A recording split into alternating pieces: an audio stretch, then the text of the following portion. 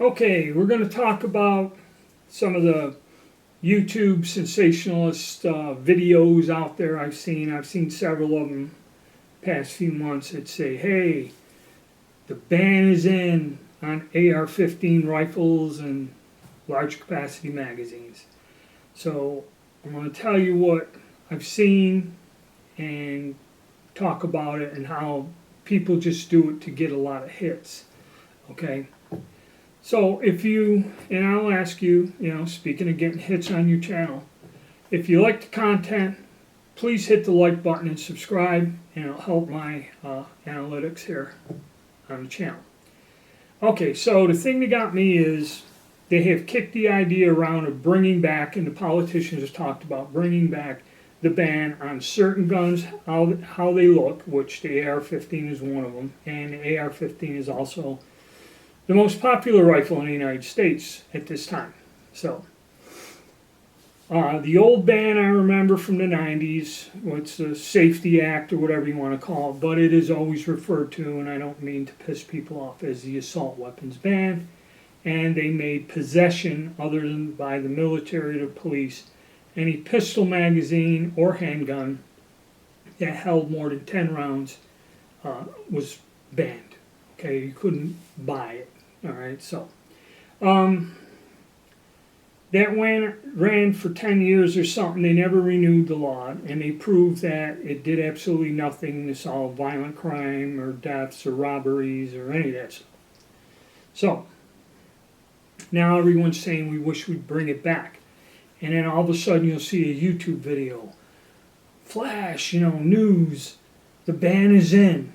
The assault rifle or the AR-15 rifle ban is in. And what it is, come to find out, it's just a couple states. And what it was, I believe, Illinois, and I think up in Washington State, the Washington gun lawyer is talking something about it. It's just state bans, okay? I think in California is, too. But people do this, try to get your attention. My opinion on it is there are so many of these guns out there, and there's so many of these guns that have been sold, that banning them is ridiculous. And, you got people that used to buy them, because I remember during Obama years there was a mass shooting, and a guy walked right in a gun store. I was in there looking at something, and what these people would do is take out a loan. So they'd go float a loan for 10 grand. And at the time, an AR-15 was $700. And the guy goes, you have AR-15s? And the guy shows him just I don't know if it was a Bushmaster or something, just a standard gun, nothing fancy. And at the time, they were close to $700. And the guy bought, he goes, how many do you have? He goes, I have 3 in stock. And the guy bought them all. Wasn't illegal, wasn't doing nothing wrong, okay? But what people were doing is buying these things, storing them, and then waiting for the legislation to come and the ban to come back, and the price jumped. And that's the weird thing about the AR-15 guns.